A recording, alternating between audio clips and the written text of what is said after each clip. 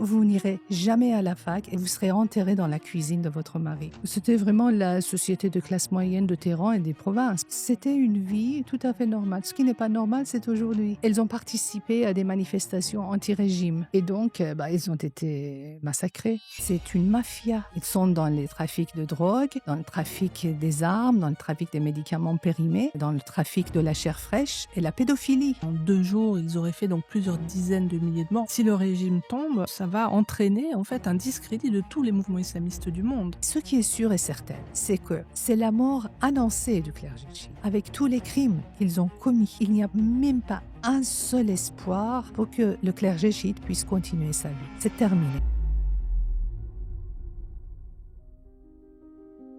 Bonjour Manas Chirali, Bonjour je Florence. suis ravie de vous accueillir sur ce podcast du Sérif. Quelques mots sur vous, vous êtes docteur en sociologie, vous avez passé une habilitation à diriger des recherches et vous avez fait vos études en France et peut-être en Iran. Oui, en Iran, j'ai fait des études d'architecture. Je suis venue en France pour faire un doctorat en architecture. Je l'ai fait en sociologie et j'ai continué en sciences politiques. D'accord, et ça c'est quelles années à peu près, dans les années 90? 94, je suis venue en France et en 2000, j'ai soutenu ma thèse de doctorat. Et en 2017, j'ai soutenu mon HTR en sciences politiques. Donc vous avez connu l'Iran adulte? J'ai connu l'Iran adulte et je Enfant. suis allée à l'université de la République islamique. D'accord, et parlez-nous de votre enfance. J'ai pas très l'habitude de parler de ma vie privée, mais tout simplement, c'est que mon lien avec l'Iran n'est pas seulement intellectuel, évidemment, c'est un lien émotif. On m'a toujours reproché d'être trop proche de mon terrain de recherche. Je le revendique et je ne vois pas en quoi le chercheur n'a pas le droit d'avoir des émotions. Mais vous savez mieux que moi que on ne doit pas faire intervenir nos jugements personnels, nos valeurs personnelles dans les résultats de nos recherches. Mais cela dit, le fait que je n'aime pas la République islamique, j'estime que c'est tout à fait à mon honneur. Qui peut aimer un régime aussi dictatorial que celui-là? Donc, mais j'ai été toujours classée parmi les opposants politiques, alors que je suis pas proprement dit une activiste politique, je suis chercheuse. Et ce qui est important, c'est de dire que vous avez passé votre enfance en Iran, donc vous avez vécu la révolution iranienne en J'ai 1979? vécu l'époque de Shah, j'ai Jusqu'à vécu quel âge à peu près? 12 ans, j'avais 12 ans quand la révolution a eu lieu. Ensuite, j'ai vu la révolution et bon, évidemment, en tant qu'enfant, j'étais profondément bouleversée par les événements. Ensuite, dans les premières années de la révolution islamique, j'ai vu la plupart de mes camarades de classe qui ont été exécutés et violés avant d'être exécutés, ce qui m'a beaucoup, beaucoup La marquée. plupart, vous dites? La moitié de ma classe, j'étais avant-dernière année de lycée, et c'était un bouleversement sociopolitique énorme et la République islamique a commencé à massacrer. Alors, on était des adolescents. Et ces adolescentes, qui étaient mes camarades de classe, étaient proches des groupes sociaux, des groupes politiques de l'époque. Et elles ont été, on n'était que des filles. Bon, la même chose pour les garçons, mais en Iran, les écoles sont séparées, hein. On n'est pas, ce n'est pas des écoles mixtes. Alors donc, mes camarades de classe, la moitié de ma classe a été arrêtée. Pour Et quel puis, motif? parce elles ont participé à des manifestations anti-régime. C'était Mmh. 2 ans après la Révolution, la Donc République 81 à peu près? oui, c'était dans les années 80, début des années Mmh. 80, et donc ils ont été massacrés. Ces massacres, il ne faut pas croire que la République islamique a commencé à massacrer les jeunes aujourd'hui. Vous D'accord, savez? c'est Oui, oui, déjà ça fait ancien. partie de l'ADN du clergé chiite. Et quand on regarde l'histoire, on voit que le clergé chiite, étant donné il n'avait pas la légitimité religieuse et doctrinale Mmh. nécessaire, a toujours avancé par la violence, Mmh. de telle sorte que la violence fait partie de l'identité de la République islamique, parce que c'est un Mmh. régime clérical. Mmh. En même temps, c'est pas nouveau, mais on y reviendra, peut-être tout à l'heure. J'aimerais qu'on reste quand même sur votre enfance. Comment vous avez, vécu vos premières années d'école? Comment vous avez vécu cette révolution? Qu'est-ce qui s'est passé après? Comment on a enseigné aux enfants? Quel endoctrinement? Est-ce que tout a changé, au niveau des écoles? Il y a eu un très, très fort endoctrinement dans les écoles, mais moi je ne l'ai pas vécu parce Oui. que je fais partie des premiers. Et puis moi je n'étais pas à l'école, j'étais déjà au lycée quand Mmh. la République islamique s'est installée. Et dans ces premières années, il n'a pas réussi complètement à Mmh. lancer son processus d'endoctrinement, ce qu'on voit aujourd'hui dans les manuels scolaires. Donc vous, vous avez vécu quel type d'enfance? Comment, s'habillaient vos parents? Dans quelle société étiez-vous avant la révolution iranienne? Alors moi je suis l'enfant de 2 enseignants, donc classe moyenne, banale. Mmh. Des familles enseignants, qui ne sont ni riches ni pauvres, comme partout dans le monde. Et donc, on avait une vie tout à fait respectable. Mmh. Et après la révolution, on a été obligé de quitter ma ville natale et aller vers Téhéran à cause de la guerre Iran-Irak. Et Mmh. donc, on s'est installé à Téhéran. C'est ça, mais avant, c'est-à-dire que, pour rester avant la révolution, quelle est la vie de Manas Shirali, la petite fille Manas Shirali avant la révolution? Est-ce que ce sont des écoles mixtes ou pas? Ou est-ce que c'est conservateur? Est-ce que la religion est prégnante dans la société? Non, c'était pas du tout, en fait, une vie je pourrais comparer avec une vie qu'on peut avoir un peu partout parce que les écoles étaient mixtes. Mmh. Moi, j'étais dans les écoles mixtes, on Il y avait pas de voile? grandissait avec les garçons, pas de voile, des parents qui travaillent tous les 2. Mmh mh. Toutes les femmes de ma famille travaillaient. Mmh. Moi, je viens d'une famille d'enseignants, tout le monde était enseignant et je pensais qu'il n'y a que les enseignants et les médecins dans le monde parce que je ne voyais que ça. Alors mais la génération de ma mère, Mmh mh. tout le monde travaillait. Mmh mh. Alors que ma génération à moi, aujourd'hui, mes cousines qui sont en Iran, il n'y a même pas une seule qui travaille. Mmh. Vous voyez le taux de participation des femmes dans la Mmh. vie économique aujourd'hui en Iran, c'est de 13% Mmh. contre 67% pour les hommes. Ce dont les Français, enfin, ou les non-Iraniens ne se rendent pas compte, c'est comment était la vie avant. Alors on voit quelques photos, de femmes habillées à l'occidental comme on dit, mais qu'est-ce que ça représentait réellement dans la société? Est-ce que c'était une petite élite ou est-ce que c'était la société des classes moyennes, de Téhéran? C'était vraiment la société de classe moyenne de Téhéran et des provinces, parce que moi j'ai grandi, mon enfance est passée dans une ville de province. Ouais.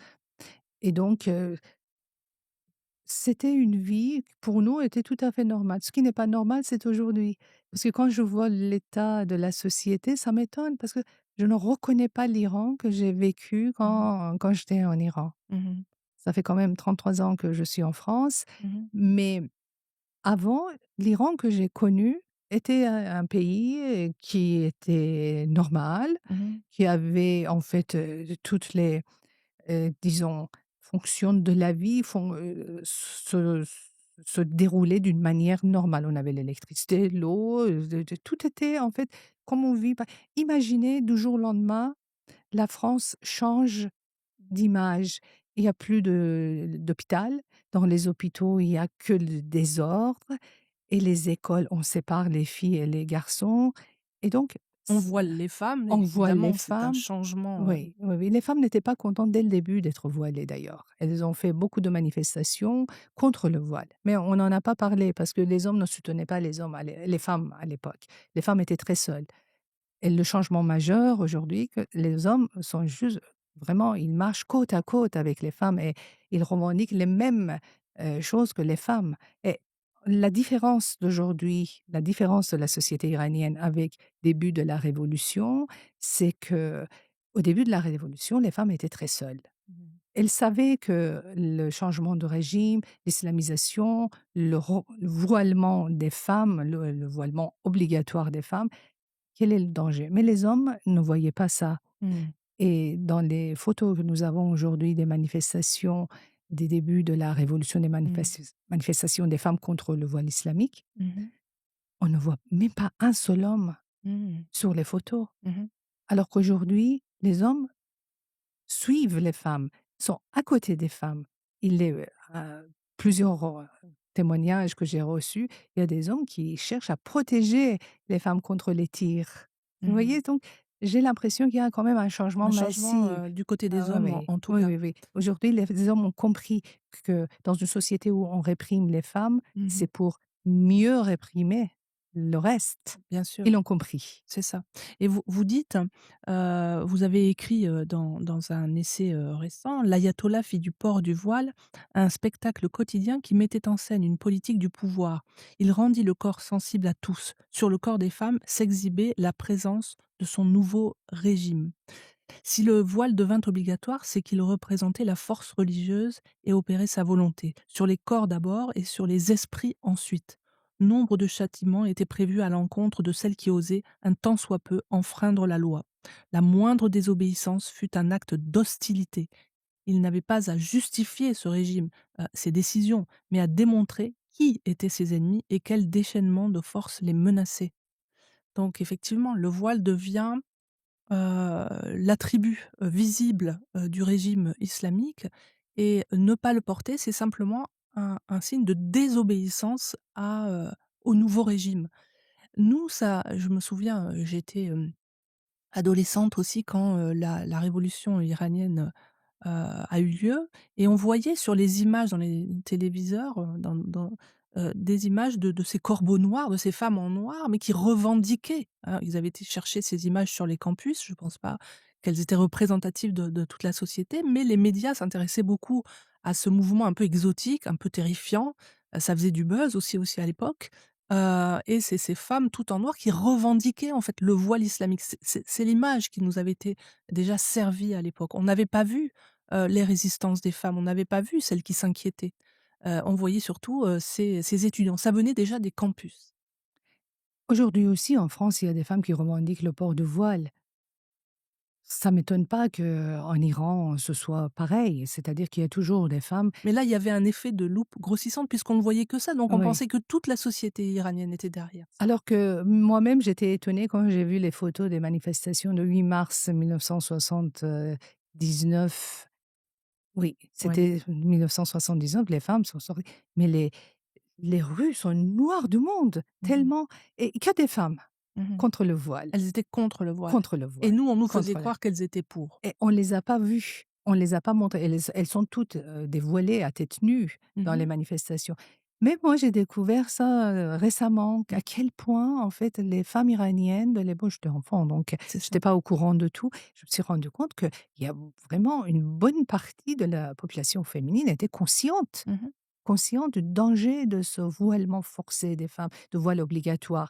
Et quand je vois ici en France les femmes qui disent: «La France n'est pas l'Iran et on veut porter le voile, on est libre», ça c'est vraiment une moquerie des valeurs humaines que de revendiquer le voile islamique, alors qu'on sait très bien le voile n'est pas dans le Coran. Mmh. Le Coran n'a jamais parlé et il n'y a aucune justification pour le voile que dans les textes, tardifs, Mmh. déjà, et que le voile est avant tout le signe de la domination masculine sur le corps de la femme. L'homme stigmatise le corps de la femme. Mmh. Que ce soit en Iran qu'en France, ça ne change pas. Mmh. Une femme qui porte le voile, elle se rabaisse dans la hiérarchie sociale et elle déclare que je suis inférieure d'un homme, c'est pourquoi je me voile. Mon corps est infâme, donc je le voile, C'était je le impur. Mmh. est impur. Mmh.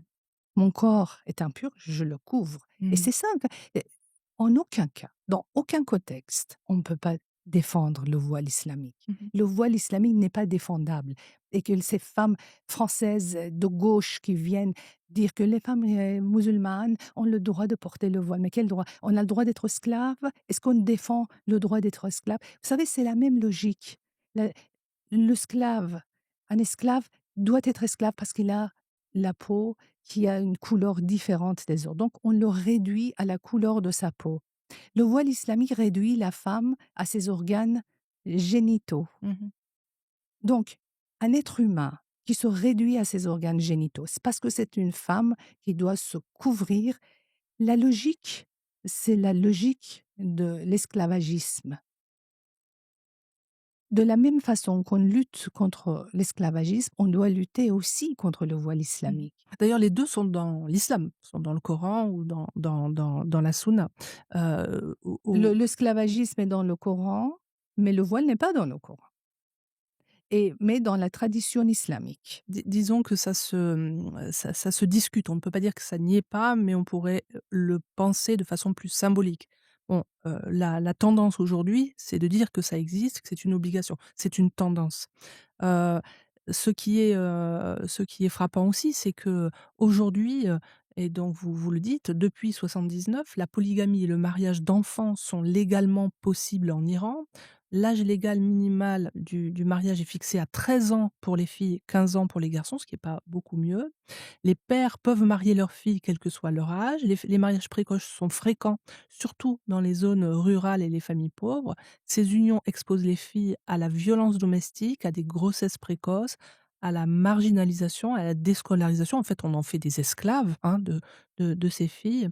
Et vous dites en 2024, environ 25 000, enfin pratiquement 26 000 filles de moins de 15 ans ont été mariées officiellement, en Iran, aujourd'hui. Donc effectivement, on voit que l'Iran, des mollahs, v doit réinstaurer cette société, islamique, primitive, où les femmes sont, des instruments, des hommes dans un univers, de société islamique qui sépare, hem, qui divise, la société selon le sexe. Donc l'espace est divisé, donc il y a les hommes sont, dehors, les femmes à l'intérieur. Il y a des métiers pour les femmes, il y a, des métiers pour les hommes.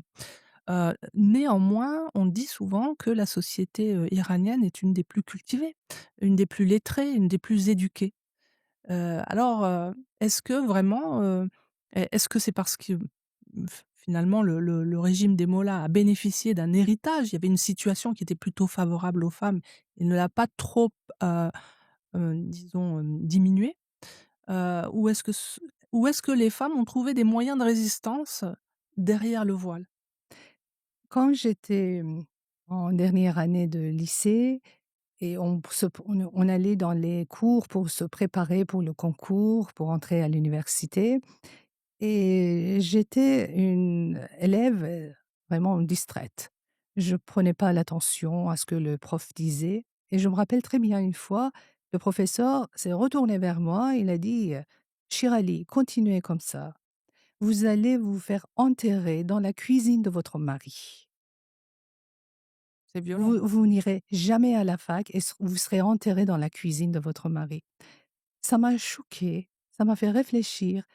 Évidemment, je suis entrée à l'université, j'ai fait toutes les études, pensables et croyables et je ne me suis pas fait enterrer dans la cuisine de mon mari. C'est pourquoi je vous raconte ça? Pour vous dire que, nous, en fait, en Iran, les femmes, on avait la conscience que la seule chose qui pourrait nous aider à ne pas être enterrées dans la cuisine de nos maris, c'est ce sont les études. Et là, aujourd'hui, il y a des sociologues en France qui attribuent l'éducation des femmes à la volonté du régime, alors que c'est contre le régime. Parce Mmh. qu'on avait peur, nous les femmes avait peur de la République islamique, de la situation inférieure des femmes. On a poussé les études. Mmh. On a vraiment poussé dans les études et oui, aujourd'hui, il y a beaucoup, beaucoup de femmes qui ont fait des études universitaires. Mmh. Mais le taux de participation des femmes dans la vie économique est de 13%. Ça veut dire les femmes, malgré leur niveau d'études, n'ont pas l'envie, peut-être, entrer dans la tellement, le monde de travail est cruel avec les femmes, Mmh. tellement c'est cruel. Donc quand il y a un taux de participation aussi bas par rapport au niveau d'études des femmes, il faut poser quand même la question: «Où est le problème?» Au lieu de féliciter la République islamique en disant que bravo, bravo, la République islamique a contribué à éduquer les femmes, mais non, mais En fait, c'est la résistance des c'est la femmes, hein. résistance des femmes et ce qui me fait souffrir, c'est qu'à chaque fois je vois les femmes iraniennes résistent, elles avancent 1 millimètre dans l'acquisition des libertés fondamentales, on l'attribue à l'ouverture de la République islamique et on ne voit pas le taux la quantité de sacrifices qui est derrière. Mmh. Vous parlez aussi, du travail des enfants. Vous dites, entre, près de 2 millions d'enfants travaillent en Iran, dont, alors vous parlez des réfugiés afghans, mais vous dites donc plus de 3 millions d'enfants sont exclus du système scolaire. Hem, comment, alors je ne sais pas combien compte la population en Iran d'ailleurs? 92 millions. 92, oui, c'est beaucoup, donc ça fait quand même un nombre important d'enfants qui ne sont pas scolarisés.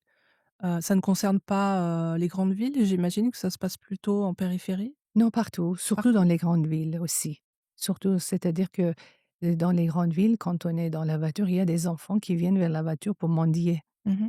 Et vous dites, malgré l'interdiction légale du travail des enfants, donc c'est interdit en Iran? Dans les lois, oui, selon les lois, c'est interdit. Et vous dites 77 des enfants travailleurs ont subi au moins un type d'abus émotionnels, physiques, Ils sexuels et sont cetera. systématiquement violés malheureusement. Mmh. Et on dit d'ailleurs que les gardiens de la révolution ou certains mollahs et même au plus haut sommet seraient, complices de ces actes contre les enfants. En fait, l'armée des Pasdaran, Mmh. l'armée révolutionnaire de la République islamique, Ce qu'on appelle les gardiens de la les révolution? gardiens de la révolution, c'est une mafia à 5 bras. Mmh. Ils sont dans les trafics de drogue, dans le trafic des armes, dans le trafic des médicaments périmés, dans le trafic de la chair fraîche et la pédophilie. Mmh. Et donc ces enfants sont systématiquement exploités. Aujourd'hui, les gardiens de la révolution fournissent les vidéos pédophiles partout sur le marché des pédophiles dans le monde. Mmh. C'est ça l'histoire. C'est ça ce qui se passe. Et je ne vous parle pas de quelques rares vidéos que j'ai pu visionner avec beaucoup de difficultés. Catastrophique, Mmh. catastrophique. Que vous avez obtenu comment? Sur les réseaux sociaux. Ça a été à un moment donné, ils diffusaient, mais moi, on peut pas regarder ce genre de choses. Mmh. Et donc vous dites c'est massif, c'est systémique, ce n'est pas juste des images comme C'est ça. ainsi qu'ils en fait, qu'ils financent leurs proxys dans la région. Parce que, vous savez, l'Iran est sous les sanctions depuis très longues années maintenant. Mmh. Alors comment ils peuvent continuer à résister? Parce Le qu'ils Hezbollah, Oui, d'autres oui, oui, proxys? oui, tout à fait. Moi, je vous renvoie à des documentaires, je pense que c'était sur Arte ou France 2, je ne me rappelle pas, Mmh 3 mh. volets de documentaires sur le Hezbollah, comment le Hezbollah était dans le trafic de De la chair drogue fraîche de drogue et de drogue d'enfants, et oui. de tout ce qui est de meilleur, en fait. Mmh. Vous pouvez trouver chez eux. Oui, il faut pas croire qu'on a affaire à des gentils religieux, c'est ça que les Français ont dans leur tête. Oui, les mollahs sont des gentils religieux et qui ne sont pas ambitieux, mais ces gentils religieux, déjà, ils avaient la violence dans leur ADN Mmh. depuis, plusieurs siècles et là, vous avez vu comment ils ont fait, combien Mmh. de dizaines de morts, dizaines de milliers de Ouais, morts, voilà. Donc en là, on en est, 2 jours, en 48 heures. ouais, c'est ça, on est début février 2026 et en 2 jours, ils auraient fait donc plusieurs dizaines de milliers de morts. On compterait aujourd'hui de 80 peut-être à 100 000 morts, Oui, oui, de la malheureusement. répression. Oui, On n'a oui, pas de chiffres, je n'arrive pas à répéter les chiffres tellement ça me fait mal parce que pour moi, ce n'est pas des chiffres, ce sont les vies humaines. Ce sont les jeunes avec qui j'étais en relation, je parlais. Vous savez, moi, j'ai constitué depuis 2010 sur les réseaux sociaux un vaste réseau d'informateurs avec qui je parlais parce que moi, je n'ai pas d'accès à l'Iran de manière directe. Aucun sociologue aujourd'hui ne peut aller en Iran et mener des enquêtes. mmh, En tant que sociologue, pour moi, c'était primordial d'avoir cet accès à la société iranienne. Et les réseaux sociaux, pour moi, c'était une aubaine. M'a offert, en fait, cette possibilité de constituer mon réseau comme il faut, un peu partout en Iran. Et j'ai pu, en fait, comprendre la parole des Iraniens un peu partout et commence à se regrouper des gens qui se connaissent pas, qui disent la même chose. Donc, il y a une vérité derrière. mmh. Mes informateurs, ils se connaissent pas entre eux. Mais par contre, Donc méthodologiquement, vous avez plusieurs petits réseaux? absolument. Enfin, mon petit réseau a 50 000 quand même, Ah oui, jeunes, d'accord. voilà. Soit ce sont les jeunes qui sont en Iran, soit ils ont quitté l'Iran depuis peu. Mmh. Ils étaient en Iran il y a quelques années, mais là maintenant ils ont quitté l'Iran. Donc ça me permet, même quand il y a la coupure d'internet, j'étais comme aveugle parce que je ne voyais pas ce qui s'est passé, Mmh. mais ceux qui étaient à l'extérieur, dès qu'ils échangeaient avec, leur famille en Iran, ils m'envoyaient l'enregistrement. Donc grâce à eux, j'ai pu quand même garder encore le contact avec les Iraniens à l'intérieur Mmh. des Et là, aujourd'hui, frontières. plus rien? Si, si, là maintenant l'internet est revenu, les Iraniens sont à nouveau connectés, mais beaucoup de mes informateurs ne sont pas revenus et ceux Donc vous qui n'avez pas me de nouvelles d'eux, et ils reviendront jamais. vous pensez? Malheureusement, je le crains. Donc en fait, on explique, parce que c'est très paradoxal, on dit, la société iranienne est une société cultivée, qui a une culture politique, une culture très ancienne, même pré-islamique bien sûr, perse. On connaît, l'histoire de la Perse, brillante, rayonnante et en fait on l'attribue effectivement à un développement, du régime des mollahs qui serait finalement pas si terrible que ça, hein, c'est ce que vous avez dit, tout à l'heure. Alors que vous, vous pensez, vous l'attribuez plutôt à la résistance et peut-être aussi à, disons, une culture en fait, une culture qui n'est pas celle, de la culture islamique. Alors est-ce que c'est la culture perse? Est-ce que quels sont en fait les ressorts de cette société qui résiste si bien? Bon, la révolution de 79 n'était pas, en fait, quelque chose qui est arrivé du jour au lendemain. Ça a ses racines dans plusieurs siècles de la lutte du clergé chiite pour obtenir le pouvoir. Mmh mh. La société iranienne, évidemment, c'était une société profondément ancrée dans l'islam. C'était, quand j'étudie les livres de l'histoire, je vois la place éminente que le clergé chiite avait dans la société. Et quand un clergé allait quelque part, il était reçu encore mieux que les rois. Mmh. Donc il ne faut pas croire que la République islamique est tombée du ciel. La Mmh. République islamique était en fait le résultat de la place que le clergé chiite avait occupée dans cette société depuis plusieurs siècles. Et vous dites, le clergé chiite iranien est une construction étatique issue de la dynastie safavide, C'est donc ça. entre 1500 et 1700. Oui, oui, ce sont les Safavides qui ont construit le clergé, parce que l'islam, comme vous savez mieux que moi, n'a pas de clergé. Mmh mh. Et la structuration interne de l'islam ne permet pas la présence d'un clergé, parce que c'est une relation directe entre Mmh. le croyant et son Dieu. Mais est-ce que cette structuration n'avait pas eu lieu avant, au moment du chiisme? Et de toute façon, même dans le chiisme, on ne trouvait pas une légitimation Mmh mh. doctrinale valide pour la présence du clergé chiite. Donc le clergé chiite est un clergé extrêmement fragile sur le plan doctrinal. Mmh. Et c'est ça qui a fait que quand les Safavides, comme un projet politique, étaient obligés de s'affirmer face à l'Empire ottoman et pour dire que nous ne sommes pas des sunnites, donc ils ont instauré le clergé chiite. Mmh. Et c'est ça la naissance, à partir de 1501, la naissance du clergé chiite, un clergé qui n'est pas valide religieusement. Donc vous voyez, Donc c'est très fragile. oui, oui. Alors comment ils ont compensé cette fragilité? Avec la violence. Mmh. À chaque fois qu'il y a eu des contestations, parce qu'il y en a pas mal de contestations, de révoltes contre ce pouvoir spirituel qui n'avait pas de Mmh mh. fondement religieux, c'est quand même très problématique. Alors donc, Donc la violence contre qui? contre tous ceux qui osaient remettre en cause l'autorité spirituelle du clergé chiite. Mmh mh. D'abord, ça a commencé par les soufis, Voilà. ensuite ça a commencé par les Akhbaris, c'est une autre branche dans le chiisme. Ensuite, par les Bahá'ítes. Ensuite, aujourd'hui, on voit dans chaque période de l'histoire, vous trouvez toujours un groupe qui a osé remettre en cause le pouvoir du clergé et ce groupe a été massacré.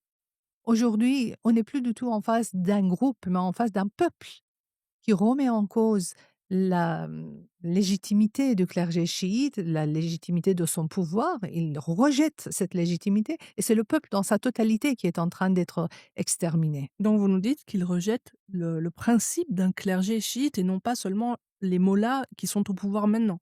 C'est bien le régime qu'il rejette C'est le et régime qu'il rejette dès le début, dès pas le seulement, début. Khamenei. Non, non, Khomeini, il est à la tête d'un régime catastrophique, vraiment terrible et là, les Iraniens, ils rejettent tout.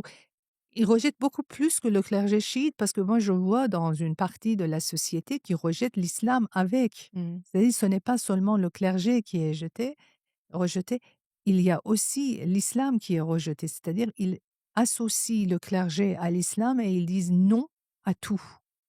Tellement ils ont été massacrés au nom de l'islam, on peut les comprendre. Donc vous Quand on tue donc les vous jeunes, pensez à un mouvement d'apostasie massif, hein, c'est ça?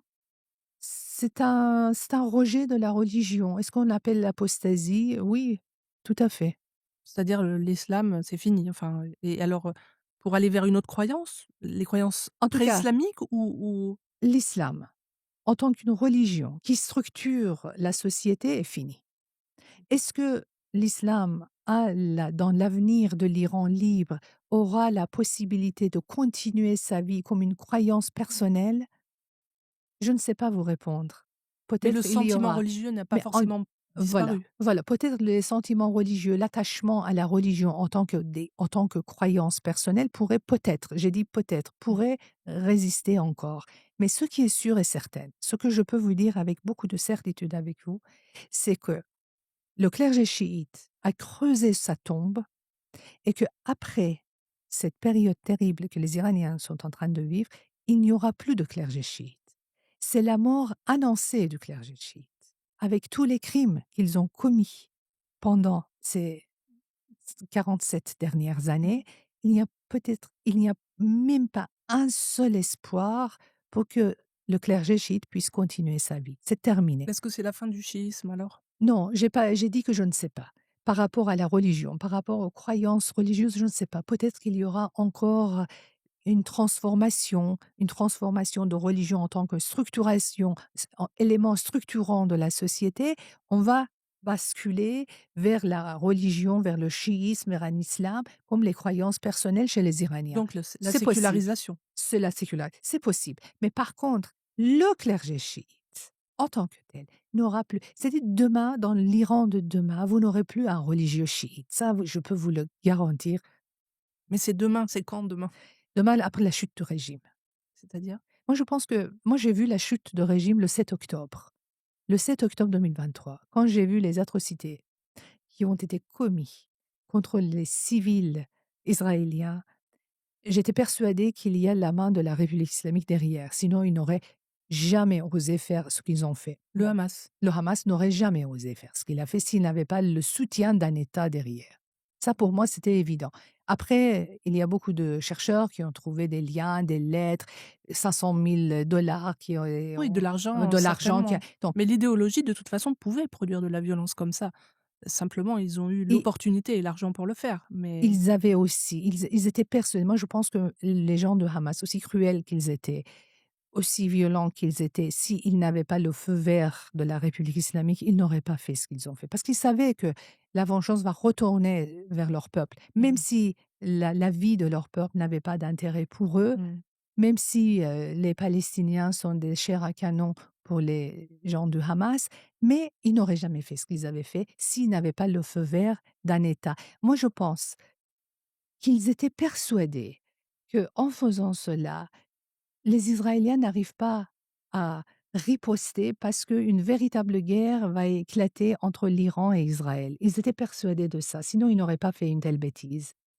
Bon, on a eu quand même beaucoup de Palestiniens qui sont morts à cause de cet événement, mais dans ces, en fait, massacres de 7 octobre, j'ai vu la fin de la République islamique.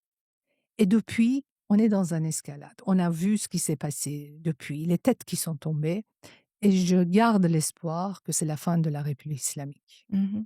Quel est le rôle, de la haine du petit et du grand Satan, dans la formation, dans la durée de ce régime?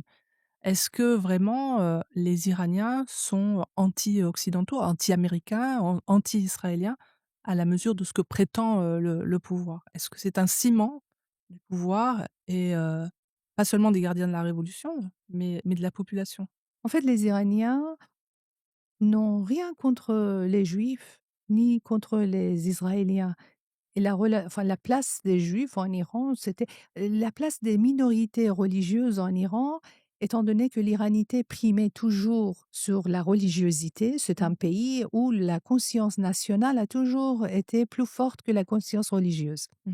C'est peut-être le seul pays où la conscience nationale est extrêmement forte depuis plusieurs millénaires. Alors, dans un pays comme tel, les minorités ethniques ne se sentaient pas en situation secondaire, en situation inférieure par rapport, aux autres.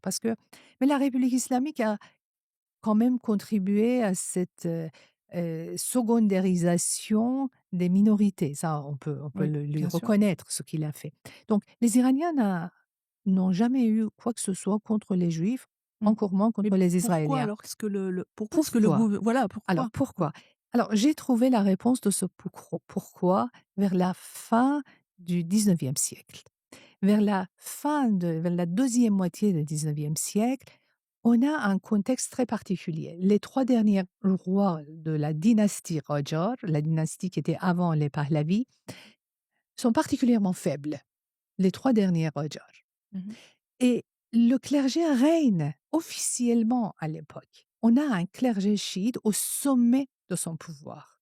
Les rois sont faibles, le pouvoir monarchique est faible et le clergé est dominant. Ne pensez surtout pas que la République islamique a mis le clergé au pouvoir. Déjà, ils étaient au Déjà pouvoir. les Alors, on a un clergé chiite au sommet de son pouvoir et de l'autre côté, chez les sunnites, on n'a rien. On a les religieux qui n'ont même pas une situation officielle, qui n'ont même pas été officialisés.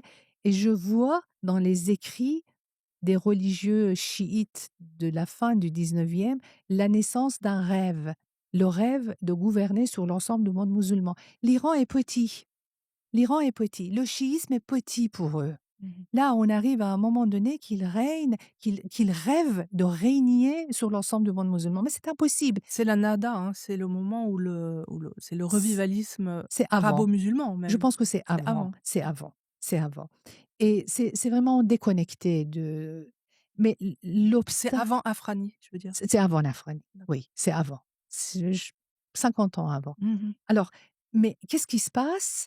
C'est que c'est impossible de régner sur l'ensemble du monde. Il y a une telle haine contre les chiites dans le monde sunnite que le clergé ne pouvait pas, en fait, réaliser son rêve.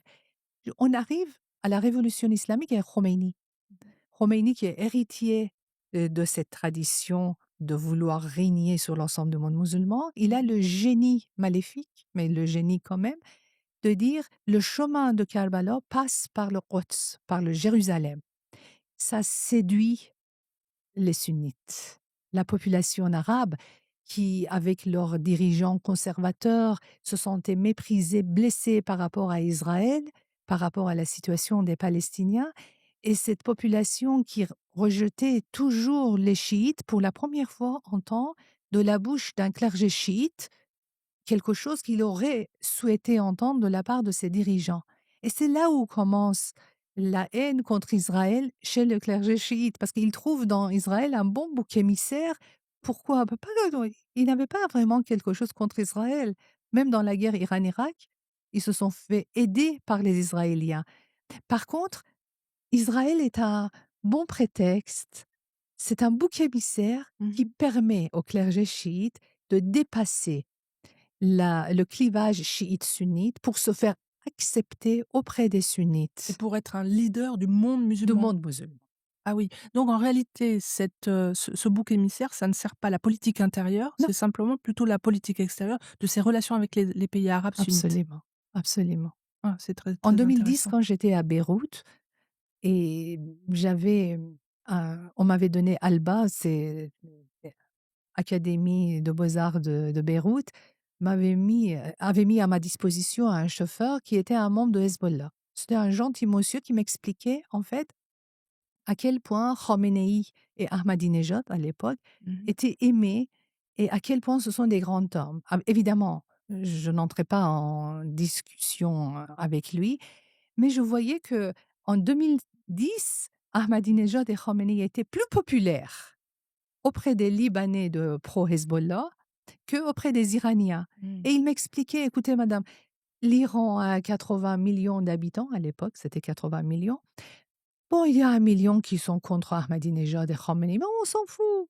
79 des millions des Iraniens sont pro-régime, sont pro-Ahmadinejad et Khomeini. Je lui disais, comment vous avez trouvé ces chiffres-là? C'est évident. Mmh. C'était évident pour lui que 79 millions des Iraniens défendaient le régime. En fait, pour vous dire quand même Mmh. l'image positive, En dehors des frontières. exact. L'image positive de ce régime dans le ça y est, ils ont réussi. Ils ont réussi avec en tapant sur le petit Satan, ils ont réussi à séduire le monde arabe. Mmh. Et et effectivement, à partir de 79, tous les mouvements islamistes, sunnites vont se réveiller. C'est le début d'une parenthèse terrible, Oui, puisqu'à partir de là, on va, avoir, beaucoup de morts, beaucoup de djihadisme, 2001, puis après, 2015 et cetera. Ça s'étend partout dans le monde. Est-ce qu'on peut espérer on peut rêver que cette parenthèse ouverte par la révolution iranienne se ferme au moment justement où les mollahs vont tomber et que l'islamisme va être d'une certaine manière, nu, discrédité. Ça n'a pas marché. En tout cas, On va fermer, ils une vont ère. perdre leur fuel, ils vont C'est perdre ça. leur carburant et ça, c'est très important parce que même, Donc pas seulement un carburant financier, c'est bien la symbolique qui est très importante dans l'effondrement du régime iranien dans le monde musulman. c'est important, oui. Je pense que vraiment l'effondrement du régime iranien est très, très salutaire pour l'ensemble de la région. Mmh. C'est-à-dire que ça va un petit peu baisser ces mouvements radicaux, ça va les diminuer. Et Ça est-ce va que ça peut diminuer leur expliquer intensité. est-ce que ça peut expliquer justement le soutien des mouvements, sunnites, et même des universitaires on a qui sont parfois à leur service, à ce régime? Parce qu'ils savent que si le régime tombe, ça va entraîner en fait un discrédit de tous les mouvements islamistes du monde. Oui, tout à fait. C'est-à-dire, pour aller dans votre sens, je vais dire que la République islamique a réussi à mettre en place un islam pas islam politique, un islam idéologique, Mmh. au-delà du chiisme et du sunnisme. C'est pourquoi aujourd'hui le clivage chiite-sunnite ne fonctionne plus Mmh. et qu'on ne peut pas comprendre le soutien des sunnites envers les chiites en restant figé dans le clivage chiite-sunnite. Parce que l'islam de la République islamique, l'islam de Khomeini, ce que j'appelle le khoméinisme, est un islam idéologique et ne pas un islam politique. Pourquoi? Parce que l'islam a toujours été politique. Donc dire islam politique, on n'a rien dit. Par contre, l'islam idéologique, c'est un islam qui a des composantes idéologiques à l'intérieur de lui-même et qui dépasse largement le clivage chiite-sunnite, Et qui est un projet, qui est un projet. celui des Frères musulmans d'ailleurs, exactement le même, c'est-à-dire l'islamisation du monde. C'est le projet qui se met en marche. C'est un il y a une composante impérialiste extrêmement forte à l'intérieur de cet islam idéologique qui est en commun entre les frères musulmans et le khoméinisme. Et il y a aussi quand même cette volonté de l'hégémonie du clergé chiite, cette volonté de domination de l'ensemble du monde musulman qui n'est pas très appréciée par les frères musulmans, mais le clergé chiite continue à le développer parce qu'il a les moyens idéologiques beaucoup plus forts que les frères musulmans. Mmh. Et à un moment donné, j'ai étudié toutes les revues de Daesh qui étaient sur internet, dans l'Islam, j'ai oublié le nom, mais Ouais, ouais. voilà. Et ce qui était fascinant pour moi, de trouver la trace des penseurs iraniens, des idéologues iraniens, quelqu'un comme Shariati ou comme Bazargan et Mmh. Khomeini, dans les écrits de Daesh, alors que Daesh, il est anti-chiite, Oui, mais en mais il fait, avait Shariati était influencé par Qutb et on sait que donc des Frères musulmans et on sait que Daesh était aussi, inspiré par, Qutb. Donc on voit quand même qu'au au bout du bout, la racine idéologique de cet islam idéologique, comme vous l'appelez, oui. c'est celle des Frères musulmans. Pas C'est que, aussi, pas dans que, la parce que les constitution. Iraniens, ils ont su quand même apporter leur eau au moulin. Mmh. Et la manière de parce que, en Leur fait, façon de faire et chez les frères musulmans, moi, je suis pas spécialiste des frères musulmans, c'est vous la spécialiste, donc j'avance avec beaucoup de précautions. Mais le pouvoir politique, la gouvernance n'a pas été théorisée comme chez les Iraniens. Les Iraniens, avec Shariati, on voit quand même la pensée de gouvernance de pouvoir religieux. oui, Et du cette clergé. manière Mmh. de mise en place de gouvernance, de gérer le monde, ça, on le trouve chez les Iraniens. Et c'est ça qui a été repris par les gens de Daesh, que j'ai remarqué que c'est vraiment, ce sont les paroles de Shariati qui ont été traduites en arabe telles quelles. Alors venons-en, aujourd'hui. Donc on a rappelé qu'on est en pleine, révolution ou dérévolution, de l'Iran. Espérons que tout cela va se terminer, au plus vite. Alors vous avez été assez critique sur les réseaux sociaux, notamment, vis-à-vis de certains collègues, qui, selon vous, appartiennent plutôt à la frange des infiltrés de l'Iran, en France. On en a beaucoup parlé, notamment avec les travaux de Emmanuel Razavi, qui a montré, que l'infiltration, de l'Iran, et notamment, dans les universités, est importante et influente. Où est-ce qu'on en est de ça? Est-ce que c'est une cause aussi de cette, malheureusement de la durée de cette répression? En fait, la République Des islamique, influences? autant elle était incapable de gérer le pays, de gérer la vie des Iraniens et le pays est tombé dans le chaos, Mmh mh. autant il était capable de mettre en place un système de propagande partout dans le monde. Des universitaires qui parlent en sa faveur, des journalistes qui parlent en sa faveur et même aujourd'hui, j'ai remarqué, il y a des députés, il y a des juristes français qui se sont jamais intéressés à l'Iran et qui viennent pour me donner de leçons sur l'opposition iranienne, pour me dire que qui sont les vrais opposants et qui sont alors qu'il y a, 3 semaines, ils s'intéressaient même pas à l'Iran. Mmh. Donc, cette, en fait, manigance, qu'on voit, moi je vois vraiment la main de la République islamique derrière. C'est Mmh. la République islamique Comment elle qui agit concrètement d'après vous? Mmh, moi, je pense elle est généreuse, la République Mmh. islamique, financièrement très, très généreuse. C'est un État à la tête d'un pays extrêmement riche, l'État qui a appauvri son peuple et se montre extrêmement généreux envers tous ceux qui parlent, qui plaident en sa faveur. Mmh. Pourquoi dans les universités on est sensible à ces avances du régime iranien? Est-ce que c'est que de l'argent ou il y a autre chose? Ça ne sera pas pour les beaux yeux des ayatollahs, si ce n'est pas pour l'argent. Il y avait quand même une fascination, vous voyez, avec Michel Foucault de ces régimes qui étaient supposés finalement renverser l'Occident. Cette fascination, est-ce qu'elle est pas Oui, moi je toujours pense là? que, p moi j'ai beaucoup admiration pour, la pensée foucaldienne. Et je m'en fous complètement de ce qu'il a dit sur la République islamique. Il n'était pas spécialiste de l'Iran, il s'est trompé. Mais par contre, je me suis beaucoup appuyée sur, ces théories de pouvoir, des pouvoirs mouvants Mmh. pour analyser la situation iranienne. Donc c'est un paradoxe de Foucault, c'est-à-dire lui-même, il Il sait s'est pas trompé. voilà, il n'a pas compris à qui il avait affaire. Alors aujourd'hui, par contre, en lisant ses travaux, on peut mieux comprendre, la catastrophe qui se produit en Iran. Mmh. Mais évidemment, il est tout à fait honorable qu'on se trompe. C'est humain et moi je trouve que les penseurs comme Foucault, comme Sartre se trompent au début de la révolution est une chose, ça peut arriver à tout le monde. Mais que 47 ans après, C'est la après autant persistance. de massacres, on continue, ça c'est honteux, Mmh. c'est Et là, c'est honteux. plutôt de la corruption. Ça, c'est autre chose, oui. Ça, on n'est pas du tout dans une erreur intellectuelle qui peut arriver à tout le monde et que nous aussi, nous ne sommes pas à l'abri. On peut se tromper un jour sur un sujet ou l'autre. Mais là, vraiment, il y a des massacres de cette manière Mmh. et il y a des Iraniens qui s'expriment ouvertement à haute voix et on les fait taire, on parle à leur place, on les infantilise.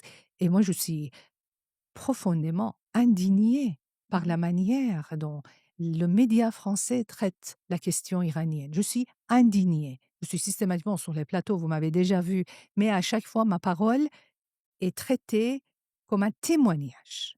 Un Mmh. Et témoignage. non pas une C'est-à-dire que analyse. la parole de l'experte et la parole de monsieur tout le monde qui n'a jamais été en Iran, qui n'est même pas en contact avec les Iraniens, parce que cette personne porte un nom iranien, est traitée exactement de la même façon que moi. Même sur un plateau de France Info, une cinéaste a osé me dire: «Oui, mon réseau ne dit pas la même chose que le vôtre». Mais le réseau d'un cinéaste, maximum 50 personnes, le réseau de sociologues depuis plus de 10 ans, de 50 000 personnes. C'est osé. Mmh. C'est oser de parler comme ça et je souffre énormément de voir à quel point les Français ne respectent pas l'Iran. L'Iran est un pays du tiers-monde et ce n'est pas un pays digne d'avoir des experts, des penseurs, des philosophes. Non, tout le monde vient de donner son témoignage personnel. Alors que les mêmes journalistes sont parfaitement capables de respecter la parole des experts quand les experts parlent de la France. Mmh. Jamais un sociologue français n'est traité comme un monsieur tout le monde. Mmh. Vous On avez se remarqué que c'était souvent aussi, le lot des femmes? C'est-à-dire les femmes sont souvent, incitées à témoigner ou à parler de la sensibilité de ce qui se passe, des drames en fait, en Iran et on va se retourner vers l'homme pour avoir une analyse froide et distanciée. Oui, même, sur un plateau, un général qui parle même pas un mot en persan, donc vous pouvez imaginer, il n'est pas en contact avec les Iraniens. Mmh mh. Il a osé me dire: «Madame, vous donnez votre opinion, nous, nous faisons des analyses». Mais je dis que vous êtes un général, comment vous pouvez faire une analyse sur l'Iran? Alors taisez-vous, ne parlez pas de la société iranienne, parlez de votre, domaine militaire. Mmh. Non, mais c'est incroyable le mépris Mmh. qu'on traite ma parole de telle sorte que j'ai plus envie d'aller sur les plateaux. Mmh.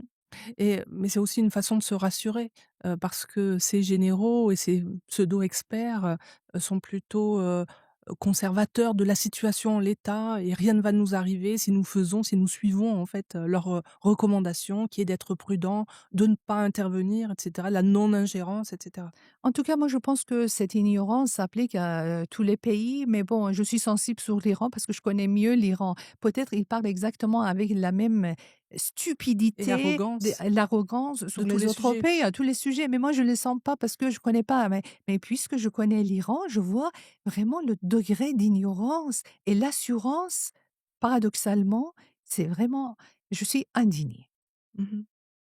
Comment vous voyez, l'avenir? Il nous reste quelques minutes. Hem, Qu'est-ce que vous pensez qu'on puisse faire d'ici? On n'a pas parlé bien sûr d'un «prétendant» entre guillemets, au pouvoir ou à la transition qui est le fils du Shah.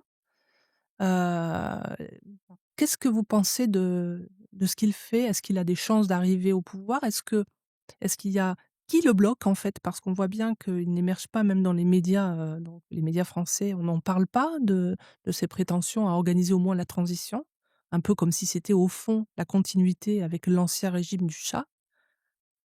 Oui, c'est pourquoi je trouve les Français méprisants. Parce que, vous savez, moi, personnellement, ce que je pense du prince Reza Pahlavi, ça n'a aucune importance. Pour moi, ce qui est important, ce que les Iraniens pensent de lui. Mmh. Pourquoi les Iraniens, aujourd'hui, ils scandent son nom? Pourquoi aujourd'hui, ils se sont solidarisés derrière lui? C'est ça qui est important pour moi. Je suis sociologue, je ne suis pas idéologue, vous voyez? Mmh. Mais Mais ici est-ce en qu'on a France. des preuves? En fait, ce qu'on peut vous réfuter et ce serait normal, c'est de dire: «Est-ce qu'on a des preuves que vraiment ces gens qui scandent son nom sont représentatifs de quelque chose dans la société iranienne?» Mes enquêtes montrent que aujourd'hui, même ceux qui ne sont pas particulièrement, royalistes, même ceux qui n'étaient pas particulièrement des fervents défenseurs de Reza Pahlavi, aujourd'hui, ils sont arrivés à Mmh mh. l'idée que lui, il est la meilleure personne pour faire la transition et ce consensus est quand même important Mmh. En tout cas, il de. y a pas un autre personnage qui émerge? Et il est parfaitement capable de le faire parce qu'il a la volonté, il a la culture politique nécessaire, il est né pour, en fait, communiquer avec les dirigeants du monde Mmh mh. et les Iraniens ont trouvé chez lui la personne, Mmh. souhaitable qui fait cette transition. Qui sommes-nous pour remettre en question leur choix? C'est leur C'est-à-dire en plus, choix. c'est même pas un personnage qui dit: «Je veux le pouvoir». Il dit simplement: «Je veux pouvoir organiser cette Tout transition à fait, tout démocratique». à fait. C'est quelqu'un de très démocratique. On peut lui reprocher plein de choses. D'ailleurs, moi, je passais mon temps à le critiquer sur les réseaux sociaux et il me répondait aussi, son équipe m'en répondait. Donc, je ne suis pas du tout quelqu'un qui soit pro Reza Pahlavi, pro. Mais je vois que mon terrain de recherche le réclame. Et je respecte la parole de mon terrain, je respecte la parole de mes jeunes. Très bien. Merci beaucoup, Manas Charali. Merci à vous, Merci. Florence.